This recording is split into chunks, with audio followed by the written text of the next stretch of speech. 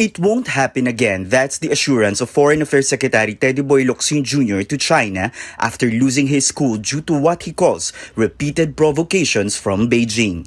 In a series of tweets on Tuesday, Locsin says that he was not resorting to megaphone diplomacy.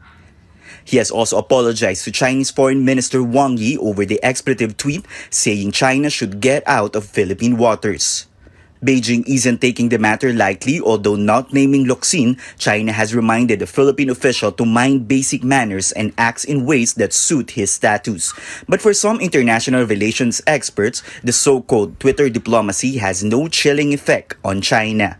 This is a stage now where China doesn't care about Twitter diplomacy. It's not helping. There's no chilling effect so far.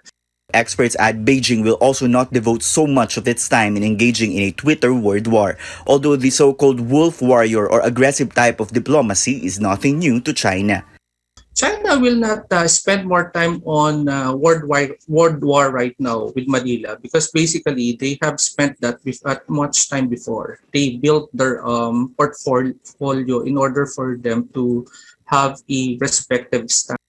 Another expert says that Locsin's outburst was a product of desperation and frustration triggered by the Chinese side. There is this sense of exasperation over the continued presence of those ships, despite of the numerous high-level talks. Pitlo adds that after this incident, the country was able to send its strong message on the West Philippine Sea. If this issue of the fishing disputes, this maritime and territorial row over the South China Sea, it may be peripheral to you or secondary or tertiary to your concerns, but to us, it's very important. Experts say that the best way to move forward is to continue filing diplomatic protests against China with the international community as our witness. The country has so far filed 83 diplomatic protests against Beijing under the term of President Rodrigo Duterte. Tristan Nodalo, CNN Philippines.